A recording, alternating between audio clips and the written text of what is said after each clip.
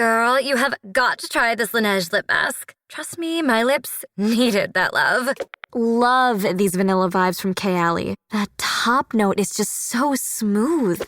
Smooth and stunning. That's what you get with this K18 hair mask. Those brands everybody's talking about, they're at Sephora. Discover the hype with the hottest names in beauty, including Laneige, Kiely, K18, and Rare Beauty. Only at Sephora.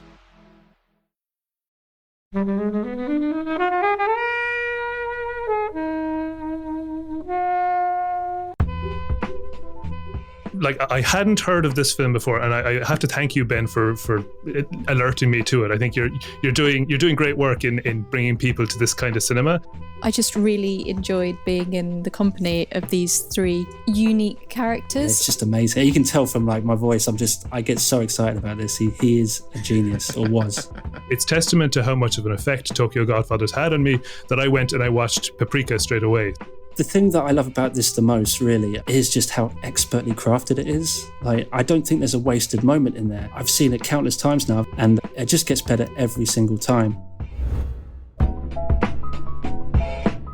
Hey everyone, welcome to Flixwatcher podcast. I'm Kobe. Today I'm joined by Joe.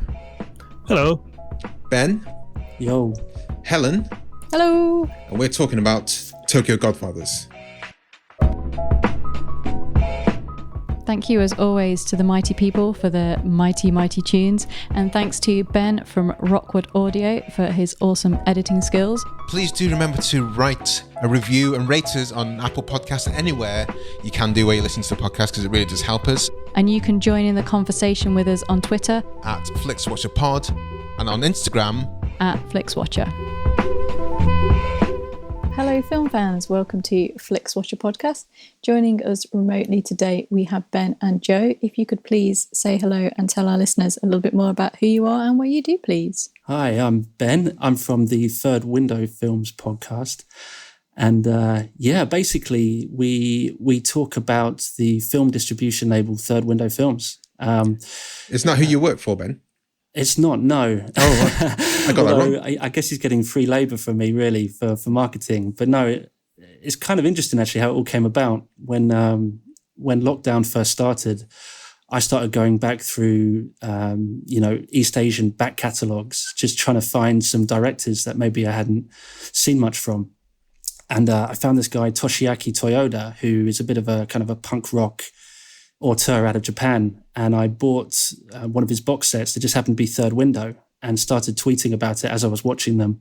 And I tagged him in it, and he messaged me a few days later and said, I've had about 200 of these on my shelves, just not shifting, and since you've been tweeting about them, we've now sold out.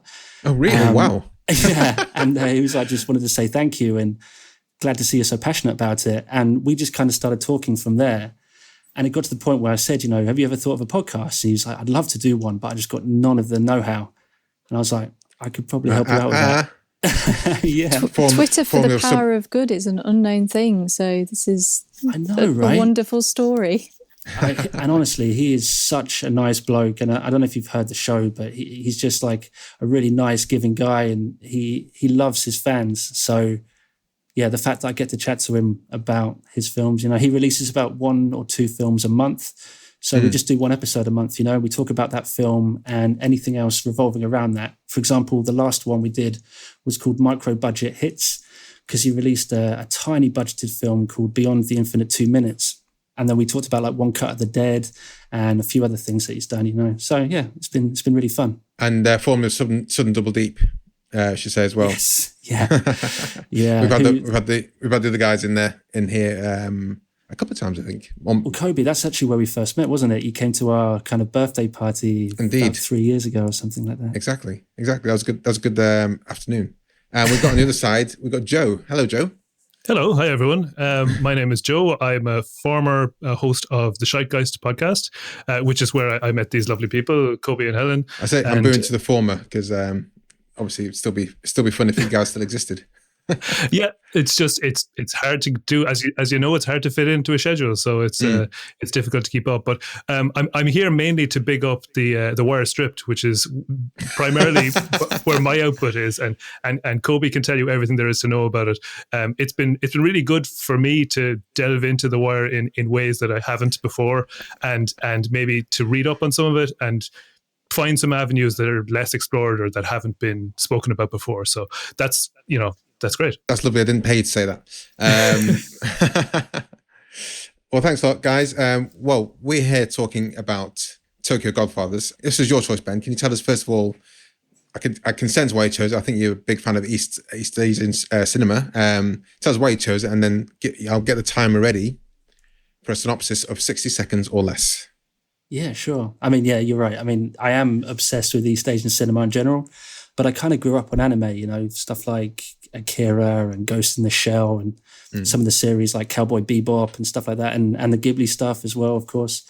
But I never really heard of Satoshi Kon, who did Tokyo Godfathers. So I've just come to his work recently, and I'm just obsessed, basically. I just think he's a genius, or was a genius. Sadly, he passed away in 2010.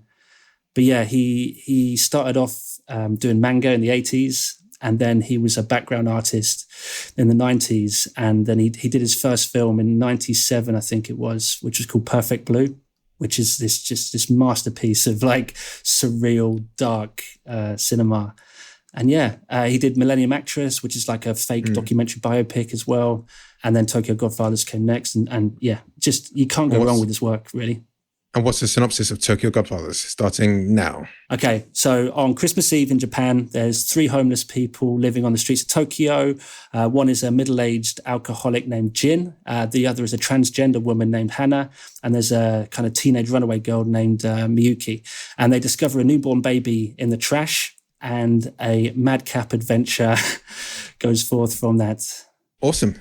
Joe, Satoshi Kon, have you heard of him before? And what do you think of Tokyo Godfathers? So, like, I hadn't heard of this film before, and I have to thank you, Ben, for alerting me to it. I think you're doing great work in bringing people to this kind of cinema. I hadn't heard of it before, and it was maybe the first anime that I watched that had absolutely no supernatural or sci-fi or fantasy element in it whatsoever. Like it's so grounded.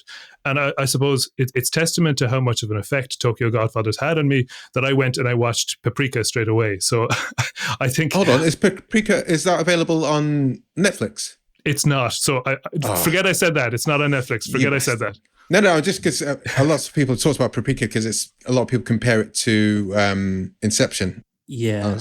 Yeah, well, there's the central premise of a dream within a dream within a dream came from Paprika, yeah. It's such a crazy film. But I'm so glad that you kind of came from this grounded reality side of him and then went to that super surreal side. That's awesome. There's so much in between that as well, though, so I really recommend you keep going down that rabbit hole.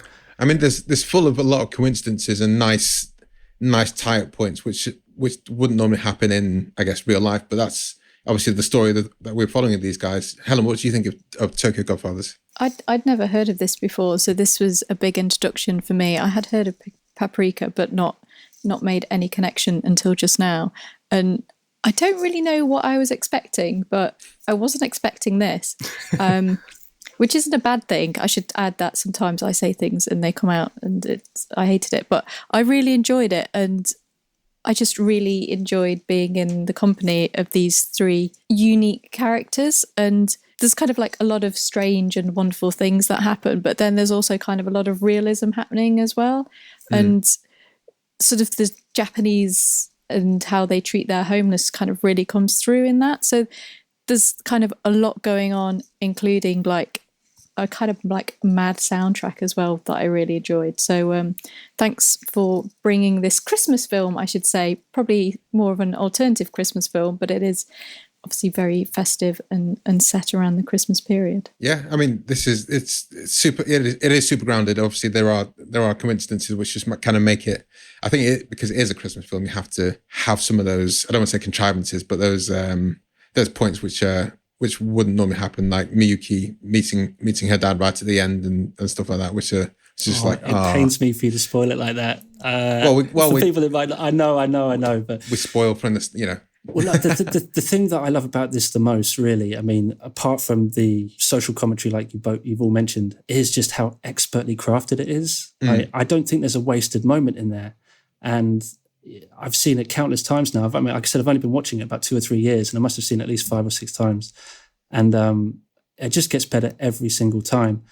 And I think last year or the year before last, they recorded an English language dub that is available. But I loved that. I just watched it on Netflix for this show, and it's still the Japanese one is the only available option. And I kind of prefer it that way. I don't know how you guys feel about subtitles, but I mean, that's the only way I watch this stuff, because I think it's just how it was intended. I think for me, animation, and we've talked about this before when we've had Ghibli on, but animation, I'm not so fussed, but I will, when we've had Ghibli on, I've kind of flipped between them both, and sometimes it's startling how ridiculous the differences are, and also sometimes I've had the English on and also English subtitles, and when that's completely different to each other, that's really jarring. But otherwise, yeah, if it's a non-animation film, I'm all 100% subtitles. If it's a foreign language one, I think Ghibli are the one sort of studio that you're safe with the English dub, because they have like Billy Bob Thornton and Kate Winslet and stuff. Well, like that's that. what makes it really interesting with those guys. Yeah. What about yourself, Joe and Helen? My preference is always to go with the original version of it. But I would say, like, I have a tendency when watching anime and reading the subtitles to kind of, it's a lot to take in like the performances and read it and take in the animation. I find anime makes me quite sleepy. I might be unique in that, but I always like, particularly a film that has a lot of kind of dreamy elements or something that's quite slow paced. I kind of get lulled into it, and it's a really nice kind of unique form of cinema for that. I don't think that there's any other type of cinema that has that effect on me, and I'm definitely not saying that that's a bad thing, but it's just something that I need to be aware of as I settle in to watch either Ghibli or even things like Akira and Ghost in the Shell that you mentioned. I went to Ghost in the Shell in the cinema in Bristol, and I was just kind of sleepy in Oh wow! You know, it's a very strange. cozy cinema though. I think I've actually fallen asleep in the Ritzy before, so.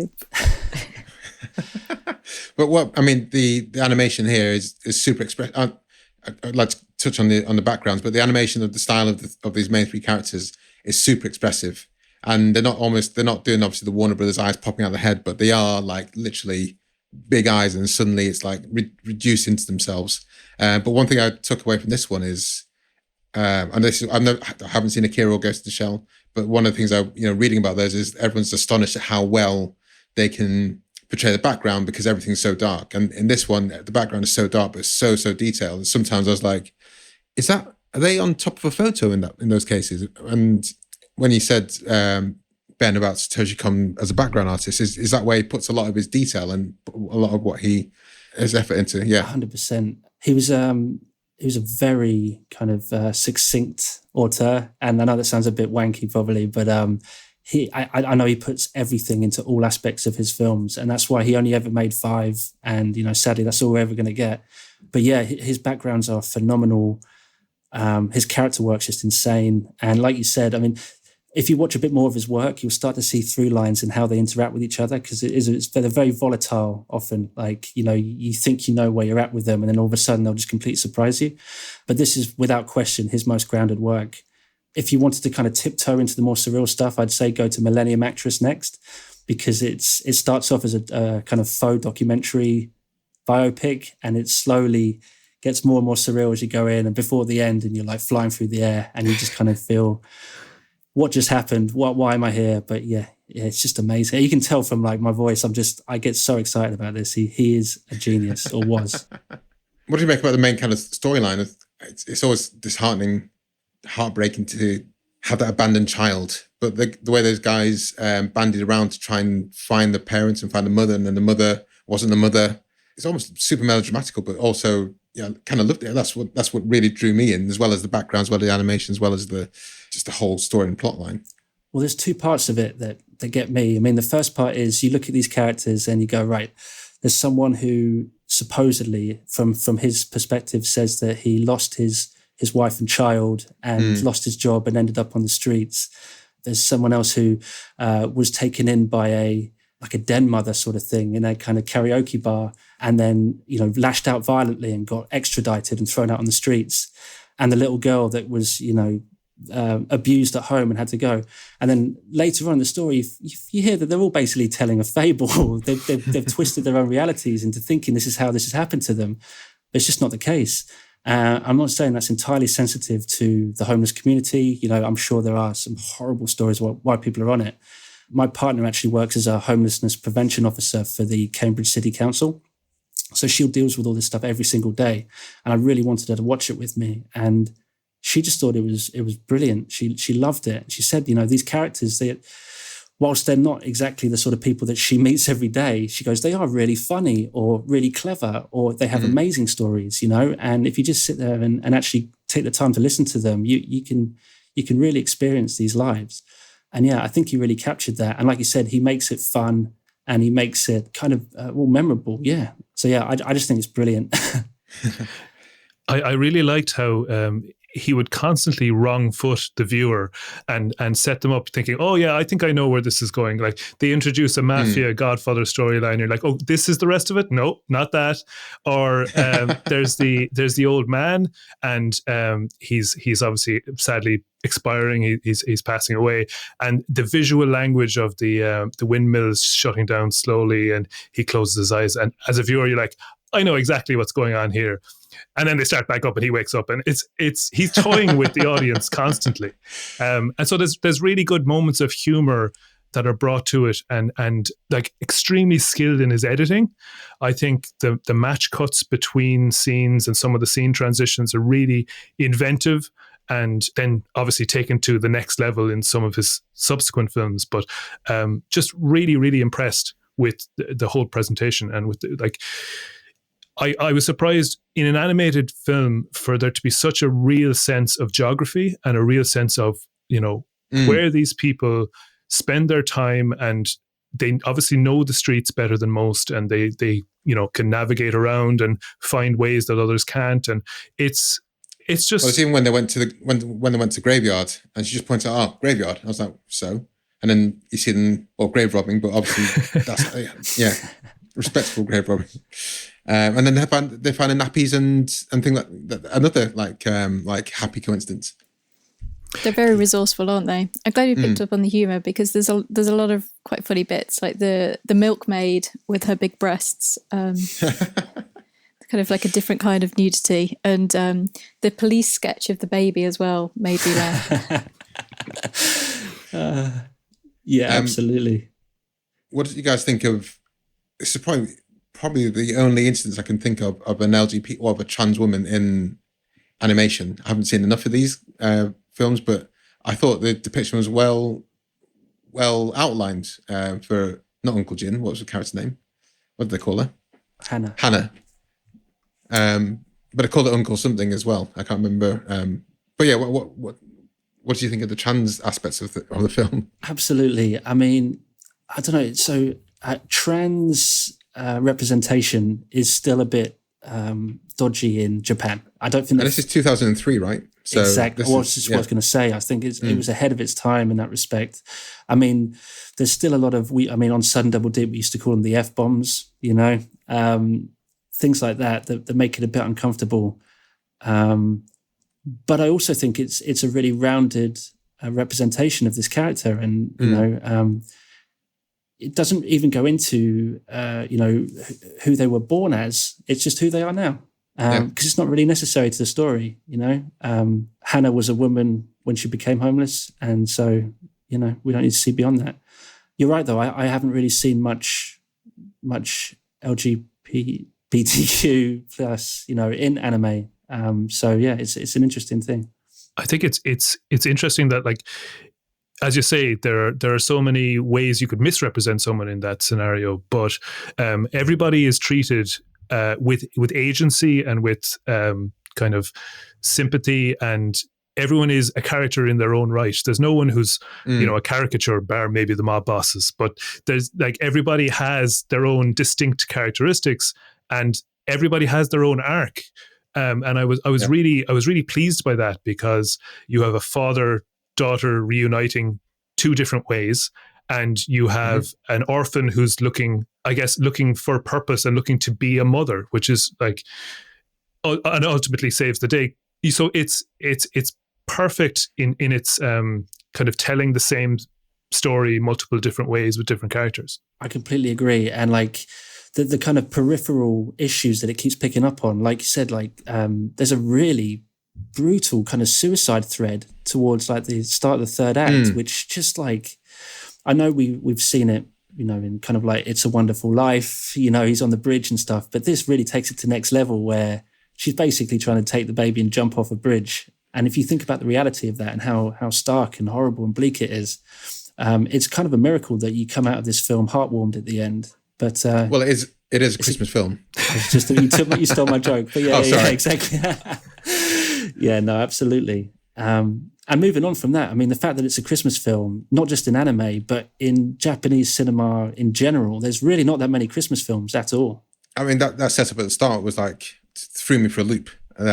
So it's interesting. Guys, is there anything you want to say before we head to the scores? Just that I'm so glad with the reaction here from all of you. You know, I didn't really know how this was going to go. You haven't heard the proper scores yet, so no, I know, but I can tell like you've all taken something good from it, and you know, if it's made you think, do you know what, I might check out more Satoshi Kon, then amazing. If it's made you think I might just try out some more anime, even better. Yeah, it's a really good kind of gateway film. And it's the perfect season for it. So yeah, check it out. I'm always on the lookout for alternative Christmas films. I've recently heard people flying the flag for Prometheus, which is, I mean, if you want that to be a Christmas film, fill your boots. But I recommend The Thing if people are really struggling for an alternative Christmas film. Well, I know I saw the with Prometheus, it's Idris with the Christmas tree, isn't it? He's put in. Oh, is that it? Yeah, that's the one. Yeah. Okay, well, let's head to the scores.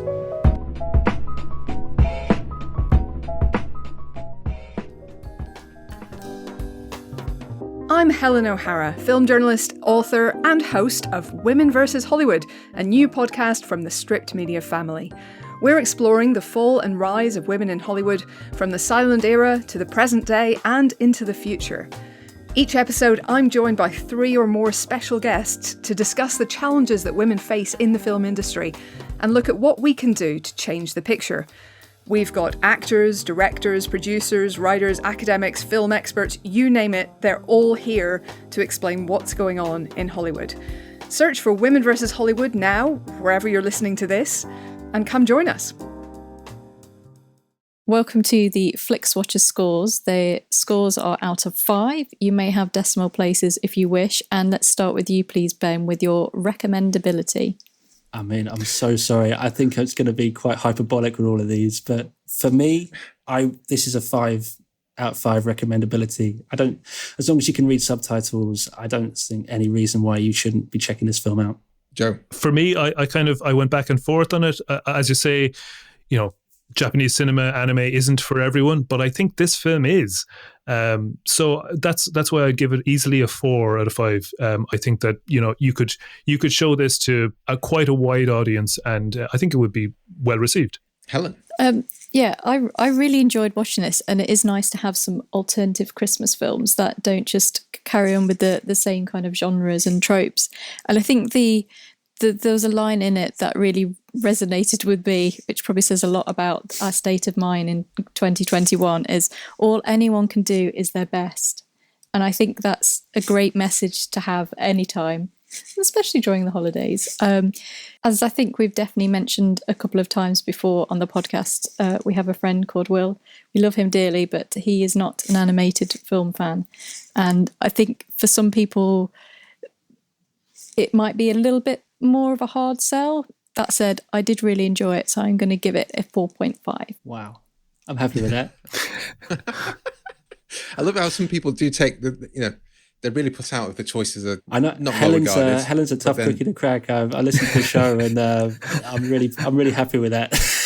That's a strong score. Is she like the Nasty Nigel and Simon Cowell of the Flixwatcher crew? I'd just give away high scores willy-nilly. I was going to say, I wouldn't go that far. Yeah, no, that's strong. It's Christmas, Kobe. Be nice to me. I'm being nice to you. I'm just saying, I'm asking Ben if he regards Helen as the more stricter scorer. Harder to please, I'll put. I'm going to go for 4.3. I think it's. I mean, when you chose it, I was like, oh, "What the hell is this?" But I don't know why. I don't know why I do that. I don't know why I do that because every time. This episode is brought to you by Hill's Pet Nutrition. Every shelter pet deserves a second chance, and you're making it possible for thousands of them every day. Because when you feed your pet Hill's, you help feed a shelter pet, which helps make them healthy, happy, and more adoptable, changing their life forever. So they can change yours. Over 15 million shelter pets fed and adopted.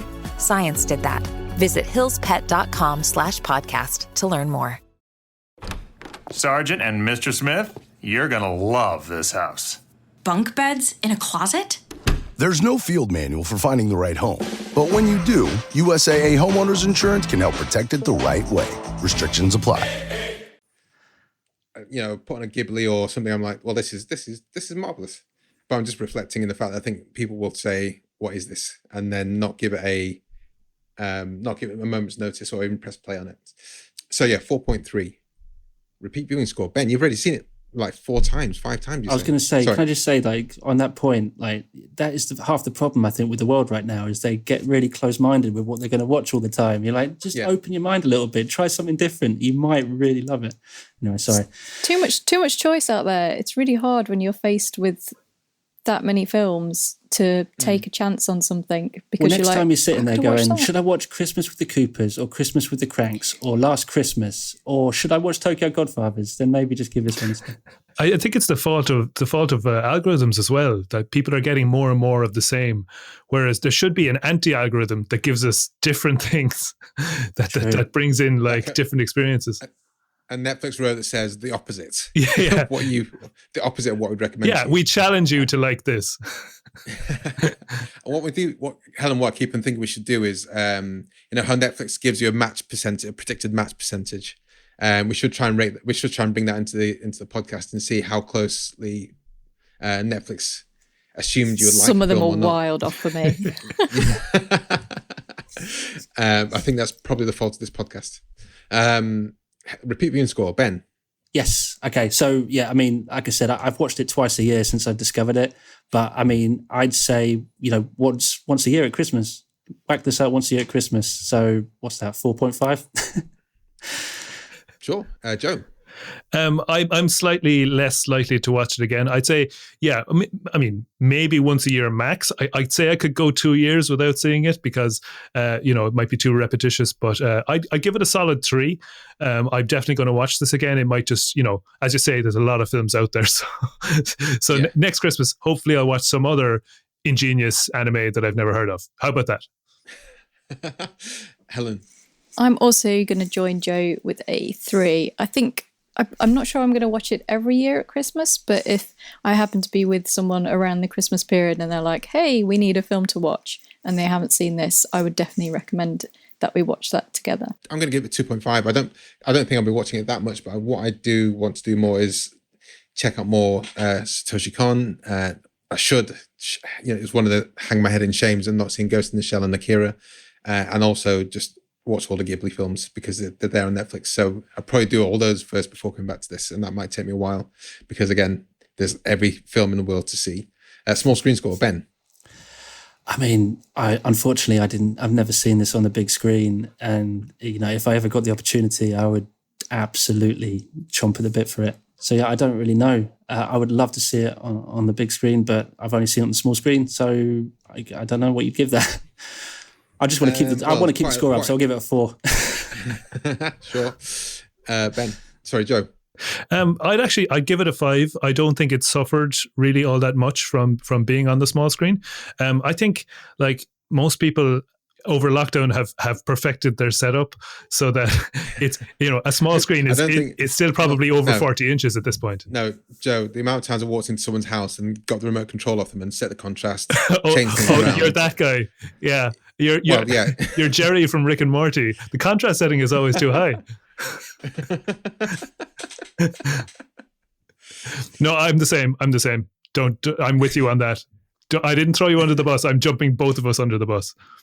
No, that's worse. Helen, small screen score. obviously I haven't seen this on the big screen. I enjoyed watching it at home. I don't think I'd needed to see it on the big screen, so I'm going to give it a 5. I'm going to give this a 2. Well, no, I'm going to give it 3.5 because I'd like to see this on the big screen. Next time I watch it, I would like to see it on the big screen. And because, like I said, all the detail in the backgrounds, and I flicked between my iPad and the TV just because life. I noticed it was hard on the iPad to pay attention. So I think I get some benefit from watching it on a cinema screen. Engagement score, Ben. There's no way in hell I'm turning this off if I've started it. So it's a 5 from me. Joe.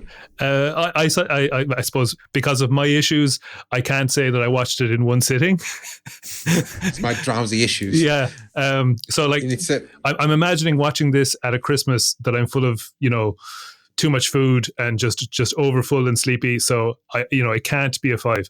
So I decided to give it a 4. Like I was engaged and I wanted to find out what happened next, but I had to watch it over multiple sittings. Helen? I think you have to be really engaged because it moves along quite tight. A lot happens for, what is it, an hour and 31-ish minutes? So you have to be obviously engaged so you can read what's going on. And, things happen and there's kind of like little details that you have to look out for, like the little clues and everything. So I think I'm going to give this a 5. Like, I hold my attention. I didn't know where it was going. Like, was with it all the way, and just it had me. I'm going to give it a 5 because it's one of those ones where as Helen said, once you started, you have to be paying attention because otherwise, you've lost it. And that gives us an overall score of 4.20625, which is pretty damn high. Strong, yeah. Very happy with that. Repeat viewing score was took it down a couple of notches. Okay, let's head over to Twitter. Okay, guys, do follow us on Twitter because, it's great to be part of the party. But also, we'll give you a little bit of a heads up before we record, asking for reviews with a tweet like this. We're reviewing Tokyo Godfathers with Benji Box and Scheitgeist Pod. Have you seen it? Tell us your thoughts and your score out of 5 stars for an on-air shout-out on this here podcast. We had one response, which I wasn't expecting. I thought this might be quite low, but Ben, go for it. Yeah, so this is from an account called Podc, which is actually a Korean drama and movie podcast that I follow. It's really good. But they've put, my brother introduced me to this when we were down for Christmas one year. Ideal festive viewing, my favourite Christmas film. I love this bunch of misfits and the world is brought to beautiful life by the artistic eye of Satoshi Kon once again.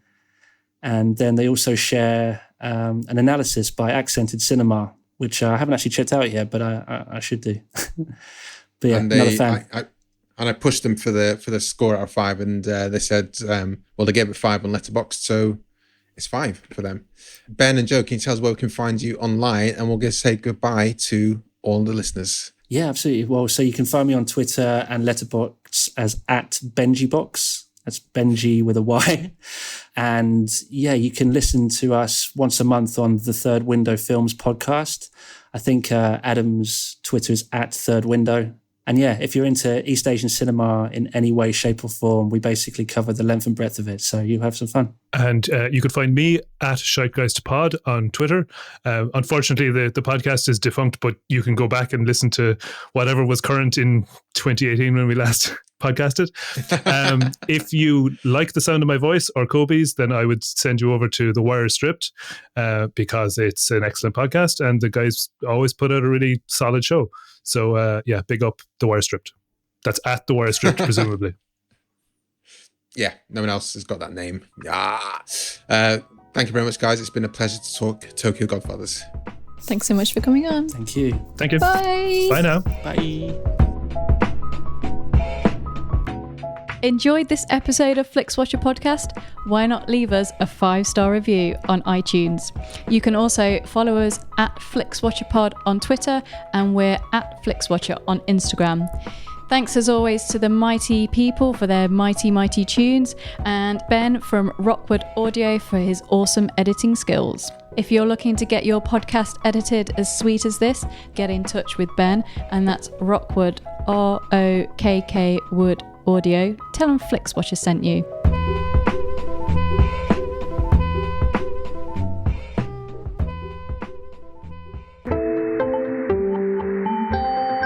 You just heard a Stripped Media production.